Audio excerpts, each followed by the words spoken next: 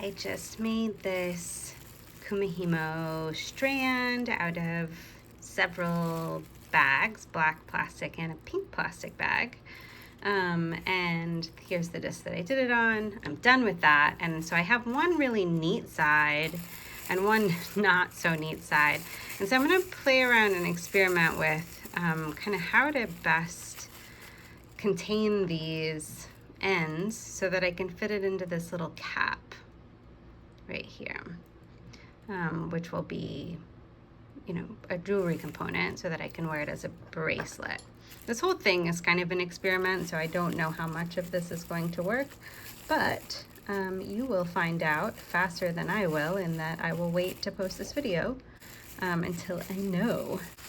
Now I'm just trying this out. I've got my hot glue gun. I have glitter glue in there, so that also shouldn't show up. I have it on high heat, and I've got these two I just cut out, and I'm just gonna momentarily tack all of that down. I might end up getting closer, but this is just so I don't lose my whole thing.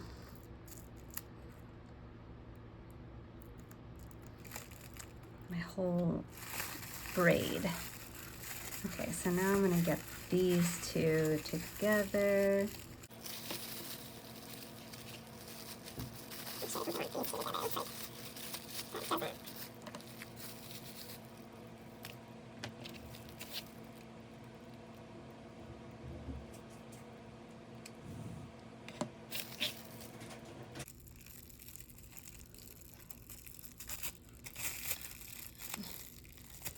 These last two.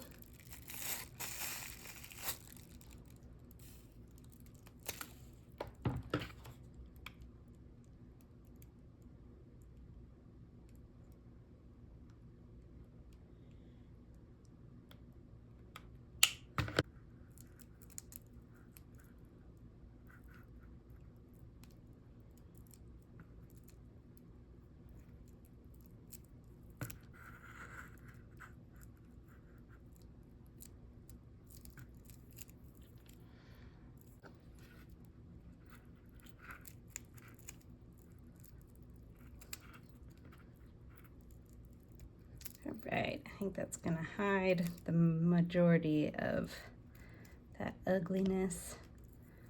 So I'm gonna try out these two, one on each side. And this is the findings I'll be using. It's a large jump ring, a little claw clasp, small jump ring, and these two. I think if this were something that I were designing to sell or to wear every day, I might get something that has a magnet or something that's really easy to clasp. This is a little bit fiddly, but I just wanted to have something for the purpose of this to just play. And then obviously the idea is that these caps will go on each end and then be wearable like a bracelet. I will be doing the crazy glue on the side with the clasp. So I'm gonna put those two there, and then I'm gonna be trying this Jean Linda GS on the side without the clasp. So we'll start on the clasp. This has a nice little metal tip I like, but I'm gonna just try to get it on the walls and on the bottom, and just make sure this is nice and shaped.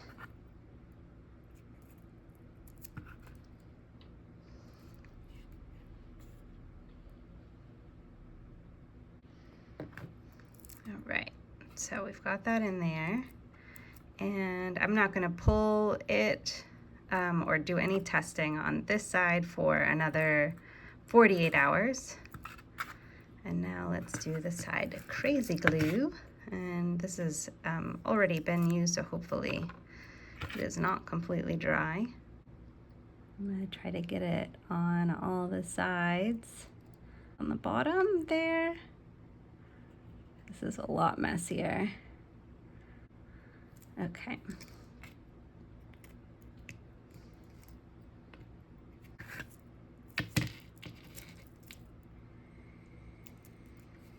Get that in there, hold it for a few seconds. All right, so now we will wait for 48 hours and come back and give this a little test. It has been the full 48 hours to have everything dry. I have also attempted to make this into a bracelet. However, it was not quite long enough and it was impossible for me to get things on and off with. So that didn't work. But as is, I realized it would make a really lovely necklace. So that's what I made it into, and I wore it around for a couple of days to kind of test the strength of the glue. I can't tell any difference between the sturdiness of it. Both seem to have worked just fine. I am going to now show you how I turned this into a necklace. So I have about 35 inches. I like a longer necklace. So if you like a shorter necklace, you might not need as long of a piece of material. But I have about 35 inches of this macrame cord. It's satin nylon and it is 1.5 millimeters in diameter. So we'll see if I can do this. So we'll just thread this through, if I can do it.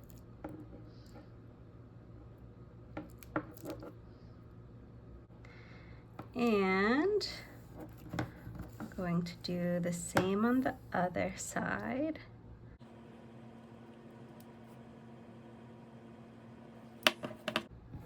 Now I'll make a barrel knot for each side, and barrel knots, you can adjust them. I also think they kind of make a pretty, depending on the size of your cord, they can make kind of a pretty almost bead-like feature to your necklace. So I take the tail end and fold it in half, where I have like an 1.5 or 2 inches on this side. Just gives me plenty of time, space to work with. And then I take the other side of the cord and put it on top of that folded piece. And then I'm using my thumb to pinch those two together to just stabilize that. And I'm taking the tail and I wrap it around 3 times. So that's 1, that's 2, and that's 3. And then with that tail, I want to come through and put it through the little loop at that very end. And then you kind of just gently push the knot forward while tugging, and that kind of neatly will line up all of your little stack of cord. And you don't want to tighten it so tight that there's not ability to pull that cord through. If it's too tight, that will become really difficult. If your piece is heavier and you need a bit of resistance, you might want to pull it a little bit tighter, but this is a really light piece, so we don't need to make it that tight. So I'm going to do the same with the other side.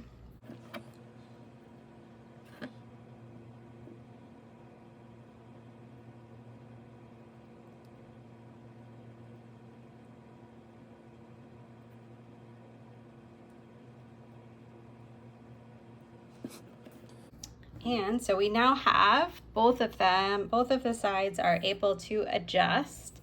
So I can make the necklace longer by pushing the knot down, or make it shorter by pulling that knot all the way up.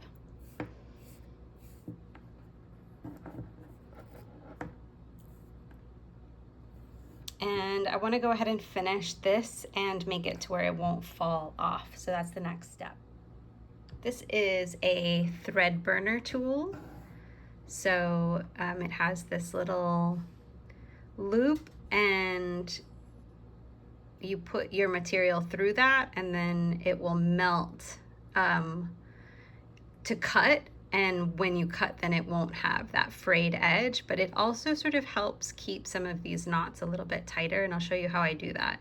So putting the thread between, I'm gonna give it a little bit of, or the cord between, I'm gonna give it a little bit of room, so you see I'm not going all the way up to the edge, because this will help me with the material. You press while holding both sides, so I've got the tail and I've got the knot. Push the button and then pull the thread burner through, and it will cut through, melting it as it goes, so that wouldn't fray.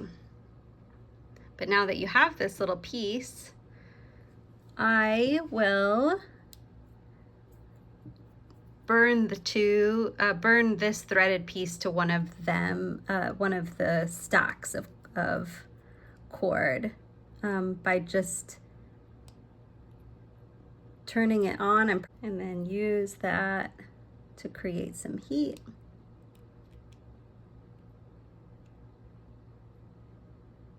And then push it over onto one of those sides. And then I'll use, it's not hot anymore, so I use my finger just to push that down. So it looks nice. So you can see it's like a little bit burnt there, but it's very controlled, and it does smell. So do this in a area that has good ventilation. I have a window open. So here it is being worn. I think here are the knots you can see. So this gives me quite the ability to adjust to make it longer if I wanted, or I can come up here and make it even shorter.